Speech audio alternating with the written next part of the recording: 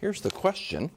Are the Lakers wasting LeBron's greatness? Nick Wright with a similar body language. I just don't understand how Rob Pelinka can give these quotes.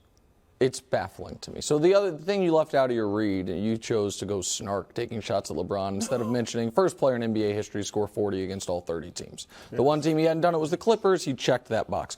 Also now less than 180 points away from breaking a record that has stood since before he was born and that people thought was unbreakable, and now he'll do it in the next 2 weeks. Would have been a long read. I don't understand, Brew, how you can give those quotes. I remember a year ago when AD was hurt and the Lakers were bad and the Russ thing was not working. Right. The Lakers played the Bucks and got blown out. Giannis scored 44. And LeBron, after the game, was asked about that, and he's like, well, yeah, we're not on their level. Mm-hmm. You remember that? Yeah. And got crushed for it. So it's like, oh, he's given up. He's saying they can't win. The question I would have for Rob Pelinka is this, Brew. If this is how you feel, that you are, because what he said was, yeah, if we have a surefire championship, I'll make a move. Spoiler alert, doesn't exist. No move you could make is a surefire championship. If not, we're gonna lay in wait because we don't want to shoot that gun. What was your expectations going into this season? Did you punt on this season before it started? Because, Brew, is LeBron playing better than anyone could have expected? Good take. Yes. Absolutely. AD, when he was healthy and he's back tonight, was he playing the best he's ever played as a Laker? Yes. The Darvin Ham hire, thumbs up, thumbs down. Thumbs up right now. Russ, is it actually finding a way to work? Yes. And is the West more open than anyone could have anticipated going into the season? Absolutely. Pat Beverly. So what? Stop. So what you're telling me, Pelinka, is that if right now you don't think there's a move to make because the team's not really a championship team, then you said that going into the year, which then leads me to who built this team? Hey, guys, whose job was it to make sure if we have 2 top 10 guys, we can win a title? Hey, I'm the guy that does my job. You must be the other guy. Whose job is it? Oh, it's your job. So it's admitting I failed, I knew I failed, and now I'm waving the white flag. What quote is he saying that? What quote is he saying that they, like, I take it as we see some moves out there that might make us slightly better. We're waiting till we can make a move that we definitely think is a home run. But to answer your question, when he says we would only make a move that makes us a contender, what he is saying is the team I built with my stars playing better than you could have realistically hoped for is not a contender. Or if they're playing, well, look, you mentioned it. First of all, Rob Pelinka just made a move. And I'm not saying Rui Hachimura is Hachimura is an all NBA player, but he's a long wing that they needed, athletic. Supposedly he's a three-point shooter. Last year was 45% from three. They need shooting. What they need mainly, Nick, is shooting, and he just supposedly improved that, and AD to be healthy. Yep. And what is LeBron James as a top 10 player still? The only top 10 player with a top 10 teammate. That's it. I mean, I'm looking at this roster. If AD and LeBron now, look, AD, he's got to be healthy. That's their main problem. Then why would you not try to make it better by trading some of those picks? He just made a trade. No, you trade. It's trading 3 second-rounders and Kendrick Nunn, who was one of your brilliant signings who did nothing for Nick, the team. I think what he said was if we can make a trade, we will. If they can go get a Zach LaVine or something with their draft picks and who knows who on the roster, they will. Like, I think he is ready to make a deal if there's a good deal out there. And this stuff about, no, they're not wasting LeBron's greatness. You got to win. Is Golden State wasting Steph's greatness? Is Portland wasting Lillard's greatness? Yes. No, go out there and win. If they're the only team in the league with 2 top 10 players. Now, we got to get AD playing. Make sure when he comes back, does he play like he was playing before he got hurt? Because for the last 2.5 seasons, he didn't play that way. All right, let's talk about AD. Other AD targeting comeback tonight. Lakers at home against the Spurs. He's going to be on a minutes restriction, Nick. Are you expecting this to solve all the Lakers' woes. I think the answer is going to be no. No, listen, this is why it's so frustrating to me.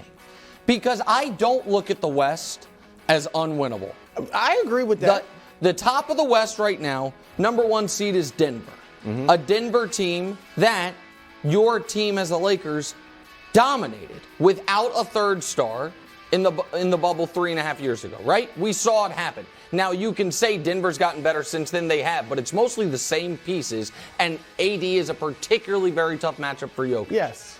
Then there's Memphis, who I like a lot, but has no proven winning. True. Sacramento, who obviously hasn't done any winning. And then New Orleans, who, again, a team I like a lot. They're getting Ingram back very soon. But it is open for you. So, yes, I absolutely think that getting Anthony Davis back helps a lot. But my frustration, Brew, is this. The idea that if the Lakers are positioning this like, well, the only assets we have are these 2 future first-round picks, so we have to hold on to them in case we need to rebuild one day. If you need to rebuild, you'll have plenty of assets because you'll be trading Anthony Davis. If you have to press the restart button, if Rudy Gobert gets you 5 picks and 4 players, what does Anthony Davis get you? And so you have in reserve. It's like, I don't want to spend this $500 that I have, but you have a safe right here with $10,000 in it. It's like, no, there's the only money I have. Yeah, but if you need to break the safe open, you can.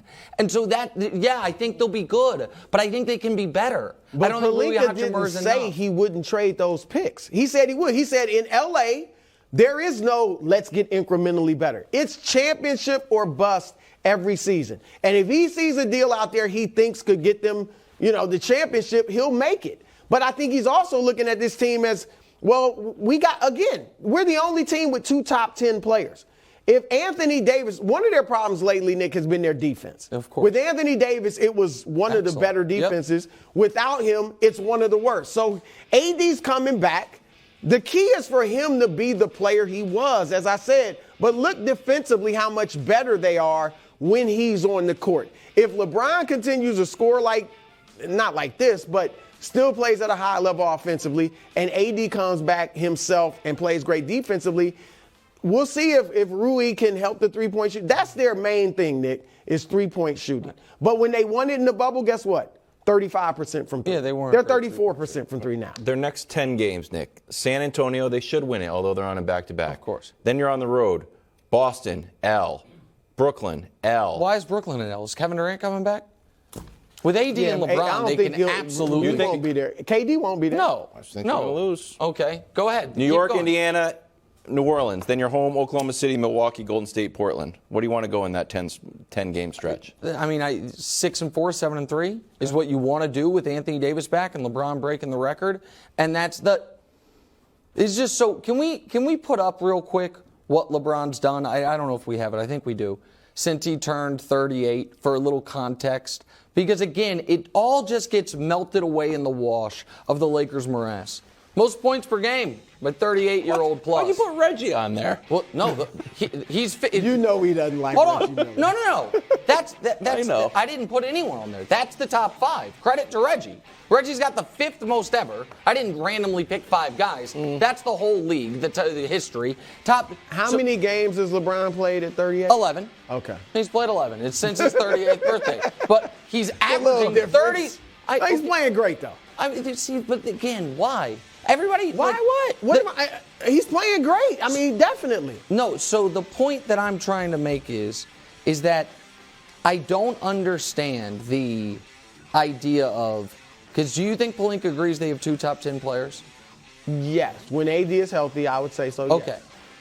So why are you at all concerned? Why do you think, why should it not be a definitive yes that they are making a major move at the deadline? Why would you say that if you don't know that the move's going to be made? But they're not a Buddy Hield away. That's what I think. The short story was Rob Pelinka's like, we're not Buddy Hield away. We're not. Well, then he failed. That's the point I'm making then. Because what about the players failing? Okay, but what about AD not being healthy? The AD not being healthy thing is, to me, right now a moot point. Because he is back tonight, and they're 2 games out of the 6th seed. If AD had gotten hurt and they had fallen all the way out of it, no.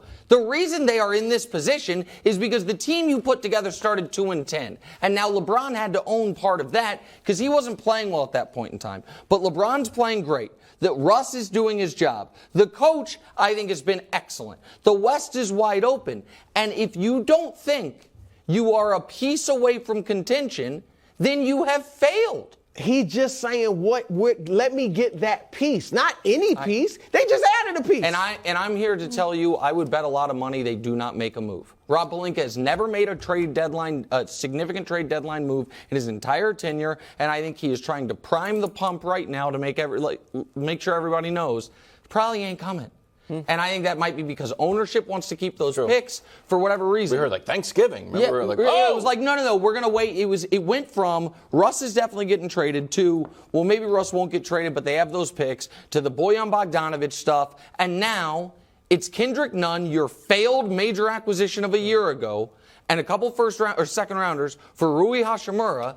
And then it's like, well, we're the Lakers. We've got to be thinking long. We're a small family-run business. We got to be thinking long-term. It's embarrassing. All right, beat the Spurs tonight then. They're going to beat the Spurs tonight. Are you sure? Yes. Okay. They will. Yes. Assuming LeBron's playing, they will. He should play. Thanks for watching. Subscribe here to get more from the show and to check out clips from other shows on FS1.